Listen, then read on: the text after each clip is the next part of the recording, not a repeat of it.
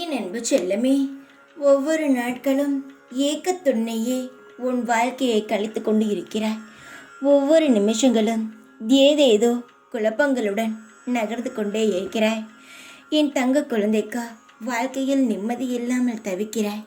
என் தங்கமே, இந்த சிறு வயதில் உனக்கு இவ்வளவு கவலைகளா? உன்னை காப்பாற்ற யாருமே இல்லை என்று நீயே முடிவெடுத்து விட்டாயா?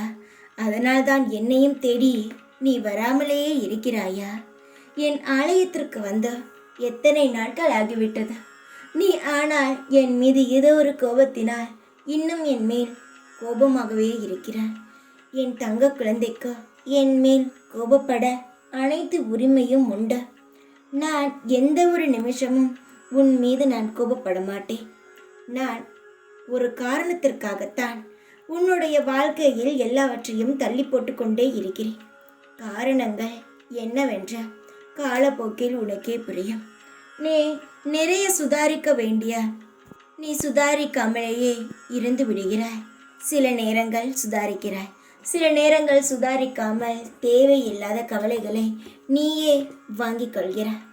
என் தங்கமே, உனக்கான தேதியை, உன் வாழ்க்கையில் மலரும் தேதியை நான் நிர்ணயித்து விட்டேன். இந்த நாளில் உனக்கு பல சுவாரஸ்யமான நிகழ்வுகளை உன் வாழ்க்கையில் நிகழ்த்த போகிறேன். ஒவ்வொரு நிமிஷமும் ஏதோ ஏதோ கவலைகளுடன் இருந்த உனக்கு இன்பமான சூழ்நிலைகளை ஏற்படுத்தி தரப்போகிறேன். நீ எந்த ஒரு குழப்பமும் அடைய தேவை கிடையாது. ஒவ்வொரு நிமிஷத்திலும் உன் கூடத்தான் இருக்கிறேன் என்பதை நீ உணர்த்தான் போகிறாய். வாழ்க்கையில் நிறைய காயங்களை பார்த்த உனக்கு இனி எல்லாம் நீ நினைத்தது போல் நடக்கப் போகிறது.